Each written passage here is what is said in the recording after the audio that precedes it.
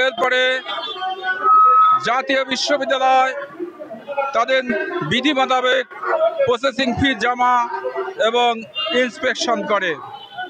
Inspection করার পরে 2019 সালে 23শে অক্টোবর তৎকালীন তথাকথিত শিক্ষামন্ত্রী হঠাৎ করেই অনার্স অধিভুক্তি কার্যক্রমের উপর উনি নিষেধাজ্ঞা জারি করেন।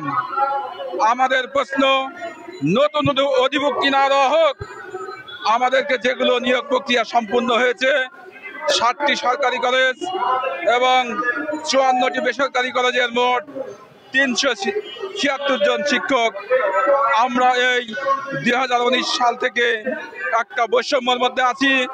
আমরা অত্যন্ত মানবতার জীবন যাপন করছি। আমরা আশা করেছিলাম 5ই আগস্টের পর দেশের প্রেক্ষাপট পরিবর্তন হয়েছে, দেশ স্বাধীন হয়েছে এবং বর্তমানে যে সকল উপদেষ্টা হয়েছেন তারা আমাদের ভাই এবং বোনের রক্তের উপর দিয়ে শহীদ হয়ে যারা শহীদ হয়েছেন তারা আপনাদেরকে ক্ষমতায় বসিয়েছেন। আপনাদের দায়িত্ব হলো যারা বৈষম্য শিকার হয়েছেন তাদের এগুলোকে দূর করা। আমরা ইতিমধ্যে জাতীয় বিশ্ববিদ্যালয় ভিসি মহোদয়ের সঙ্গে বেশ কয়েকবার দেখা করেছি। উনি আমাদেরকে আশ্বস্ত করেছেন, উনি বলেছেন তোমরা বৈষম্য শিকার, এবং উনি উদ্যোগ গ্রহণ করে মন্ত্রণালয়কে চিঠি দিয়েছেন এবং চিঠি ইতিমধ্যে সচিব মহোদয়ের টেবিলে আছে। আমরা আশা করব সচিব মহোদয় অতি বিলম্বে শিক্ষা উপদেষ্টার সঙ্গে কথা বলে আমাদের এই চিঠির জবাব দিবেন, এবং যদি না হয় আমরা আগামী সপ্তাহ থেকে এখানে আমরণ কর্মসূচি দিব, লাগাতার কর্মসূচি দিব। আমরা আবারও বিনীতভাবে অনুরোধ করব, আমরা অল্প কিছুক্ষণের মধ্যেই সচিবালয় অভিমুখে আমাদের এই ব্যানার নিয়ে রওনা হব। আমাদের স্মারকলিপি প্রদান করব। স্মারকলিপি দেখে উপদেষ্টা মহোদয় আন্তরিক হয়ে আমাদের এই মানবতার বিষয়টা বিবেচনা করবেন।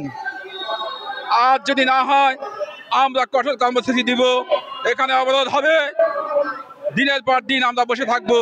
যদি মৃত্যু হয় তা হব, তাও আমরা ওই এলাকায় ফিরে যে অপমানের শিকার হব না। আমার কলেজে 13টি বিষয় অনার্স চালু আছে। তারা প্রথম শ্রেণীর কর্মকর্তা শুধু ইংরেজির মতো একটি সাবজেক্টকে অধিভুক্তি না দেওয়ার কারণে ডিজি মহোদয় তার মন্তব্য লিখেছে অনার্সের অধিভুক্তি না থাকার কারণে পদ সৃজনের সুযোগ নাই।